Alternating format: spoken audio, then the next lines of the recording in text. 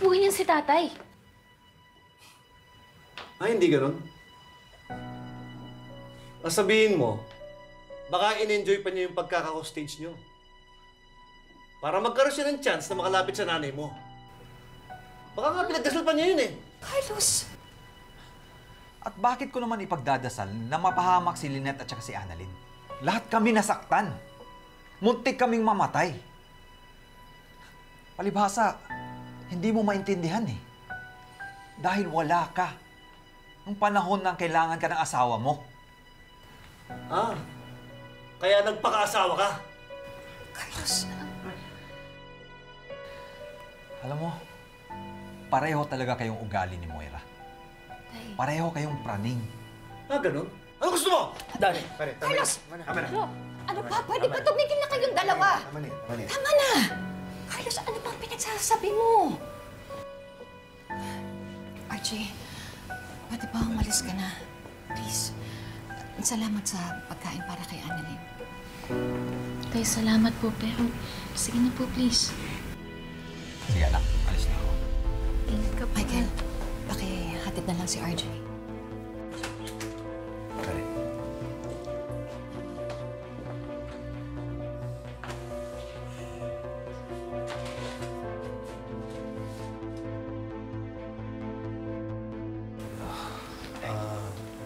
Lynette, Annalyn, pasensya na.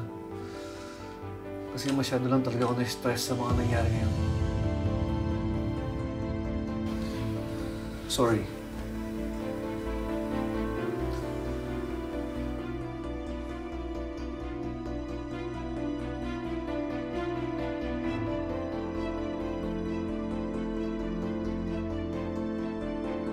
RJ, siguro sa susunod, si Giselle lang papuntahin mo dito.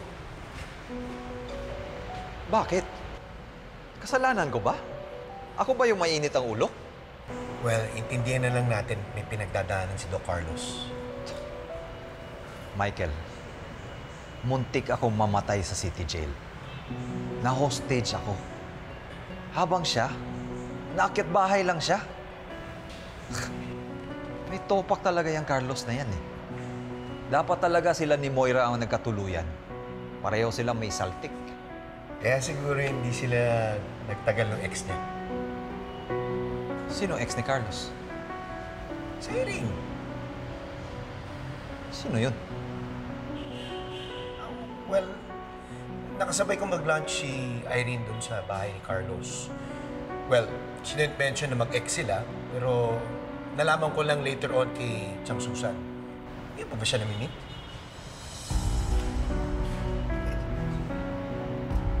Wait, ito siya.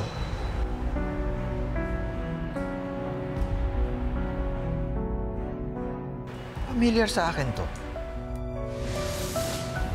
I think you should end up together. It pains me.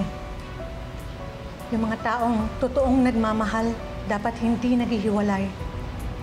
Unfortunately, you and Lynette ended up with people who were not okay. At na-meet ko siya kanina umaga. Kung ano-ano nga sinasabi sa akin eh. Ano naman sinabi niya sa'yo? Na dapat daw kami ni Lynette ang magkatuluyan. Na Lynette ended up with someone who's not okay. Which is si Carlos. Bakit niya naman sasabihin yun? Kilala niya ba kayo ni Lynette? I don't think so. Pero kung ex siya ni Carlos, sigurado ako kilalang kilala niya si Carlos. And for her to say that, sigurado ako meron tayong hindi alam tungkol kay Carlos.